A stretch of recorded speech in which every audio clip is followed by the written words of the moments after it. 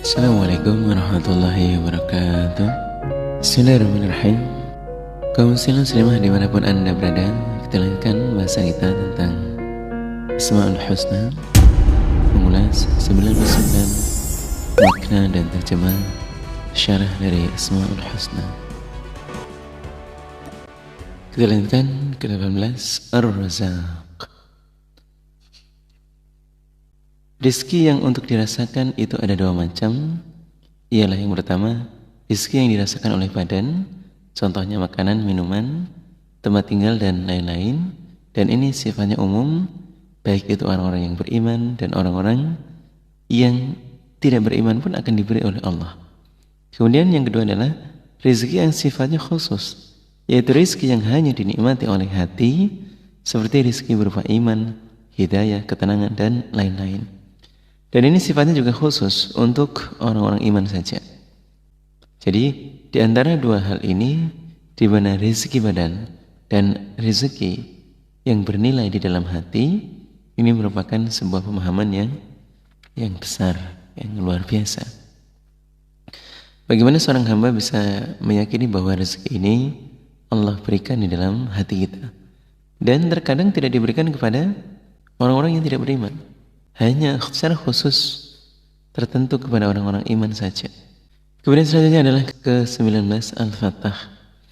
Menurut Imam Ali, untuk mendapatkan rizki itu ada dua macam. Ialah rizku rizqani, rizkun tatolubu, wa rizkun yatolubuka. Wa amma rizki alladhi tatolubuhu fayassala fahadha min adlillah. Wa amma rizki alladhi yatolubuka fahadha min fadlillah. Jadi rizki itu terbagi menjadi dua macam untuk mendapatkannya, di mana terkadang ada halnya kita yang mencari terhadap rizki atau rizkilah yang mencari terhadap kita. Adapun rizki yang kemudian kita dapatkan dengan hasil upaya yang kita kerjakan itu adalah semua bentuk dari keadilan Allah. Orang-orang iman dan tidak beriman itu diberikan oleh Allah. Namun wa amma rizki alladhi yatlubuka fahadha min fadlillah. Rizki yang kemudian mencari terhadap kita, maka itu adalah keutamaan Allah, di mana justru kita yang dikejar atau dicari oleh rizki. Sehingga dalam kondisi tidak ngapa-ngapain saja, kemudian suatu saat kita mendapatkan rizki itu. Sebuah keutamaan dari Allah bahwa seorang yang memiliki keilmuan, kemudian jabatan atau kedudukan, kemudian rizkinya datang sendiri menghampiri terhadap dirinya. Hanya tanda tangan mungkin saja, hanya bermodalkan ngomong dan ACC saja, rezekinya sudah hadir. Sebuah kisah yang terjadi pada saat zaman Bani Israel, yang mana ketika menceritakan tentang Bani Israel yang mengandung hikmah itu tidak dosa untuk diceritakan, ialah bahwa sebuah kisah zaman Nabi Sulaiman. Beliau memang bisa berbicara dengan hewan. Saat beliau di pinggir laut, ada semut yang datang di tepi pantai. Semut itu membawa satu biji gandum, kemudian di situ disusul oleh katak. Setelah dekat dengan semut itu, lalu katak itu membuka mulutnya dan semut dan gandum itu masuk di dalam mulut katak tersebut. Setelah itu katak menyelam di dalam lautan. Tidak lama kemudian katak itu muncul lagi, lalu semut tadi keluar dari mulut katak itu, dan setelah omong-omongan katak itu pergi. Kemudian semut itu dipanggil oleh Nabi Sulaiman. Ada apa sebenarnya kamu kok membawa gandum lalu kamu letakkan di mulutnya katak? Katak itu menyelam lalu kembali lagi. Kata semut, aku diperintah oleh Allah untuk memberi makan ulat setiap hari yang ada di dalam batu besar di laut yang keadaannya buta. Dan Allah perintah pada katak itu untuk membantu saya. Lalu Nabi Sulaiman bertanya kepadanya, apa yang menjadi tasbihnya ulat tersebut? Ulat tersebut menjawab, setiap saat dia mengatakan, ya man la tansani fi jawfi hadhihi sakhrah tahta hadhihi lujjah birizkika la tansa ibadakal mu'minina birahmatik. Ya Allah, zat yang tidak melupakan aku di dalam batu di dasar laut dengan rizkinya, jangan melupakan engkau untuk memberi rizki pada hambamu yang iman.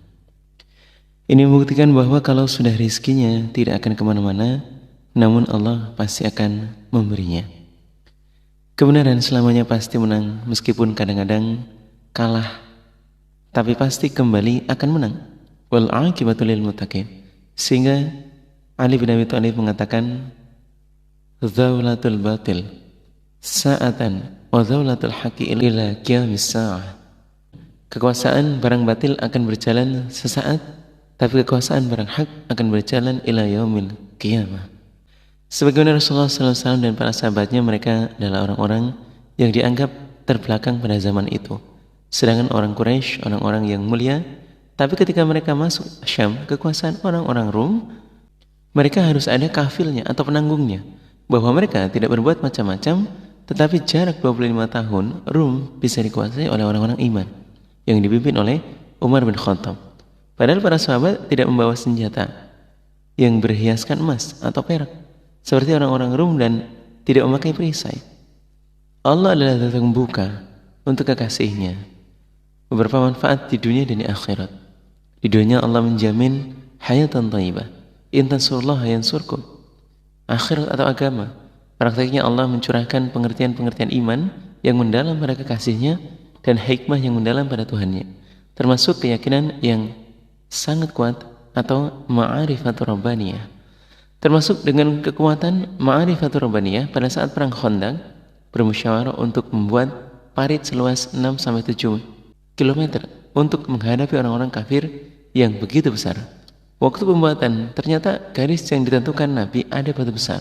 Para sahabat berusaha menghancurkan, tidak bisa. Lalu lapor pada Nabi. Inilah keutamaan sahabat ketika Nabi sudah menggaris, mereka gak berani keluar dari garis itu. Mungkin bagi orang-orang yang tidak punya ketaatan kepada Rasul, garisnya dibelokkan sedikit, gak apa-apa. Tapi kalau sahabat gak mau, karena itu menyimpang dari perintah. Lapor pada Nabi, bagaimana solusinya? Akhirnya Nabi membawa alat kampak, lalu dihancurkan sendiri oleh Nabi. Pada saat pertama kali pukulan, Nabi membaca takbir.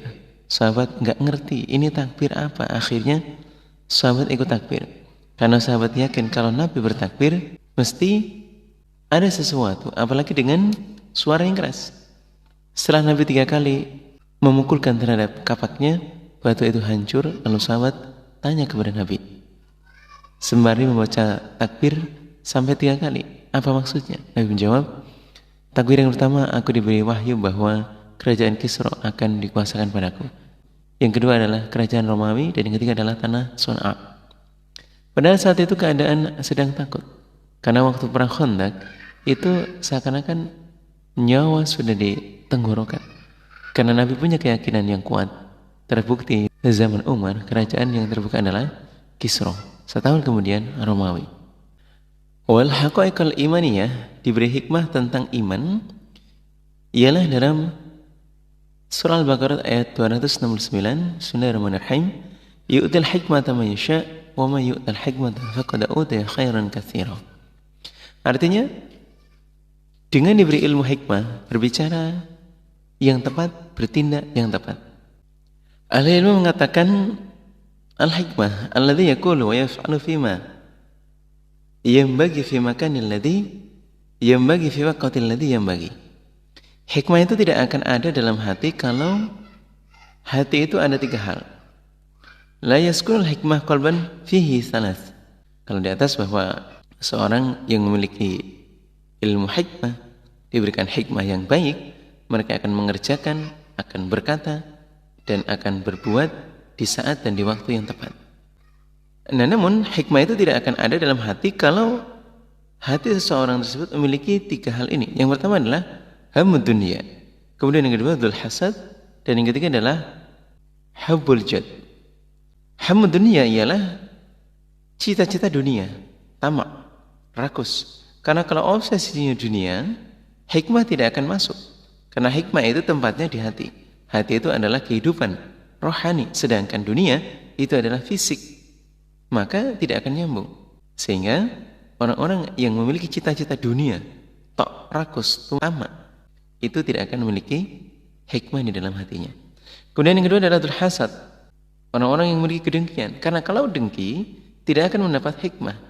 Mendengarkan saja enggak mau, apalagi mendengarkan dari orang yang didengki. Seperti orang Yahudi, Nasrani karena dengki.